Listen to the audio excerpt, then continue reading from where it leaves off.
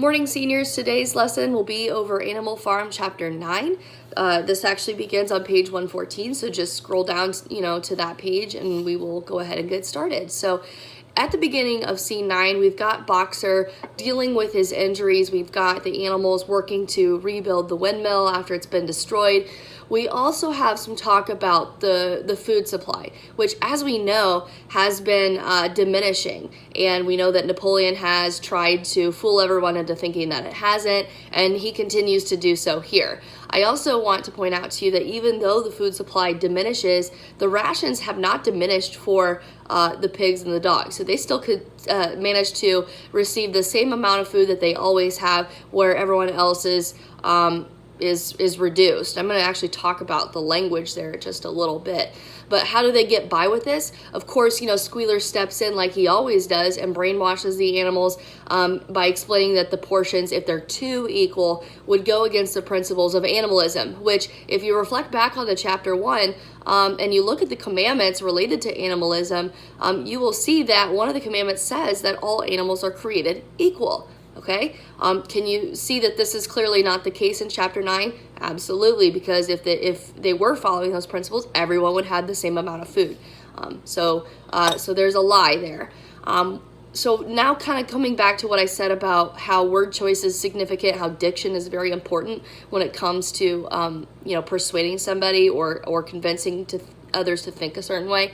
Squealer, when he talks about the rations being reduced, he doesn't use the word reduced. In fact, he says the food supply, we're just going to readjust your food.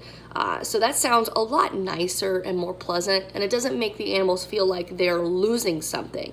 Because if he were to just call it what it is, everyone would be up in arms. You're going to take away my food? You're reducing my food? So there is, again, how choosing your words wisely works out for you, and it works out for Squealer, it works out for Napoleon. We've also got Squealer managing to fudge the numbers like he always has. Remember, they were trying to make everyone believe that the supply is up, and he uses those facts and statistics to back that up. And he says, the quality of life is way better than when Jones was running the place. My question to you is this sustainable? Can he manage to do this for a long period of time? You decide why or why not. For me, yes, I believe to a certain extent Squealer can get by with this. I think he can pull it off for a while, but I think that as the numbers continue to diminish, where the animals are not receiving as much food, and it continues to go down, the hungrier they're going to get, the more angry they get. I mean, think about how hungry we are when we don't have our food. We get kind of hangry. So yeah, I think at some point they will go up in arms, but for a while he can get by. And I just want to read this passage to show you that the animals, buy it. It says, the animals believed every word of it. Truth to tell, Jones and all he stood for almost faded from their memories. So even if Squealer does point out that conditions are better than when Jones was running the place, they don't have memories of that. So it's hard to compare their current situation with the past. They have nothing to go off of. So works out for Napoleon, works out for Squealer. But what I wanted to say also with that is the fact that that these memories have faded is pretty dangerous. The fact that they've forgotten the past is dangerous. Why? Because if you have a hard time remembering the past, then you're condemned to repeat it or let it be repeated. So they choose to just say, okay, I believe you that Jones and his leadership was terrible, and this one's much better. Okay. I also want to read another passage to you. It says that besides in those days they had been slaves, and now they were free, and that made all the difference. Okay, this is in reference to Jones's leadership. So they were slaves back then. So we can accept things being the way they are now, because at least we're not slaves for Napoleon. That's not exactly true, because if you remember, Orwell in many chapters tells us that the animals are working like slaves. They're working like slaves. They're working really hard. They're slaving away at something. So that's not really a true statement. And the animals fail to recognize that. I think it's because it's a little bit at a time. Remember that subtle changing of things. It's harder to see this. I also wanted to bring up the fact that the pigs have become this elite sort of group on the farm. And there are several instances that reflect this. One, only the pigs are receiving an education, and we talked about how important education is, because if you don't know anything, then you don't have a way to oppose anything that's happening, right? If you can't understand what's going on, you can't oppose it. Napoleon has a better chance of controlling the rest of the animals that way if nobody gets it. I talked about how that could be applicable in today's world. So, again, I know we all have the ability to get an education. I think sometimes we take that for granted. But, if you choose not to really learn and you choose not to understand things, then you're going to become just like these animals. So there's a lesson that Orwell's trying to get at here too. So don't take our education for granted here. Moving on, we've got other things that sort of make the pigs seem elite. If an animal were to be walking on the sidewalk and a pig were to be also on the sidewalk coming at them, they have to stand aside and let the pig pass them. So they're getting off of the path to accommodate the pigs.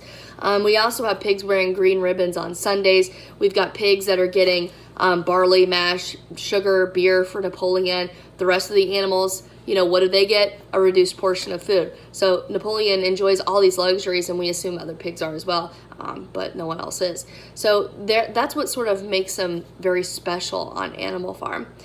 We also have Napoleon wanting to order spontaneous demonstrations. And really what that means is that, they're going to march, they're going to give speeches, they're going to praise the glory of Animal Farm, praise Napoleon. And, really this sounds suspiciously like some brainwashing, doesn't it?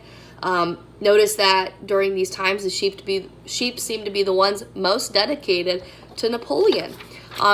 They silence anyone who protests or tries to have an opinion that contradicts Napoleon, and they just bleat out 4 legs good, 2 legs bad.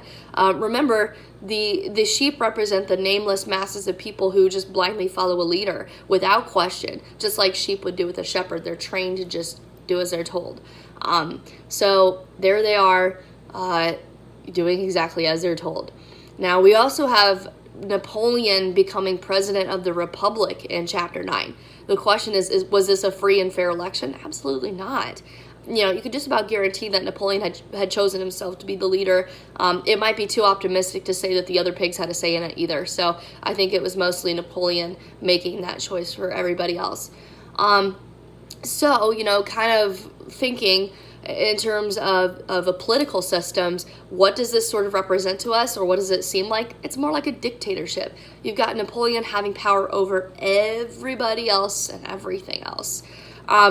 So kind of shifting gears here from the pigs, I want to also focus on Boxer, okay? So at the beginning of 9, we talked about how he had that injury, and not only that, but his health otherwise is deteriorating rapidly. He is getting older, and also is in rough shape. But even though he's facing these obstacles, he continues to have a ridiculously solid work ethic. Aside from older age, the work ethic is probably what's leading him down the path to ruin. Here, let me read some of this to you. It says, after his hoof healed up, Boxer worked harder than ever. Indeed, all of the animals worked like slaves that year. Notice, again, how many times author says that animals are working like slaves. It's interesting that they don't see that. But going back to Boxer, when he finally collapses in chapter 9, he's sent to the glue factory. This episode is tragic. Not only are the animals blindly being lied to and hoodwinked by the pigs, again, Boxer, the most loyal and hardworking one, is totally betrayed by the pigs. Okay, they don't take care of him. They just send him off to, to the knackers. Okay, it's heartbreaking that this is what happens to Boxer. It's sad indication of the rotten state of Animal Farm and how far they've gotten from the ideals that were laid in place by Old Major. Notice that at that time when Boxer's being sent away, Benjamin decides to take action and help out his friend Boxer, but he's too late. He's the one that realizes that Boxer is headed where he's headed, since he can read the name on the cart and knows what business is packing him off. So the intellectual steps in, but when he finally does, when it finally applies to him because he's friends with Boxer, he's too late. Okay, And when Boxer officially passes on, Napoleon preys on the emotions of the other animals in order to further his own agenda. Some examples of this is when he repeats one of Boxer's phrases, Napoleon is always right, because he knows that the other animals would want to honor Boxer by working even harder in his name and serving Napoleon because of Boxer. So he's just using him. And notice that the animals are lied to when it comes to where Boxer went and what happened. The animals, they know, or Napoleon and the pigs know that the animals would be outraged if they knew that Boxer was being carted off to the glue factory. So Napoleon and his gang create a lie that the veterinarian just used a cart that was previously owned by the glue factory, by the Knackers. And that seems to work for everybody, that they believe that. So oh yeah, he got the best care. The veterinarians had just bought a new vehicle, and that's the only reason why it says what it says on it. Anyway, moving on after Boxer, we've got the pigs now managing to buy themselves whiskey, which is pretty big too, because it's a misappropriation of funds. We've got the animals practically starving over here, but yet somehow Napoleon and his group manages to have money to buy things that are not necessary. They don't matter. They're not needed for survival. So they're, again, not choosing to take care of everybody else, not choosing to treat the other animals equally. Okay? Can you think of this happening in current affairs or history? Yes. So you can reflect on that, on your own as we close up chapter 9. So just as always, email me if you have questions, and I'll talk to you again with the final chapter 10, next time. See ya.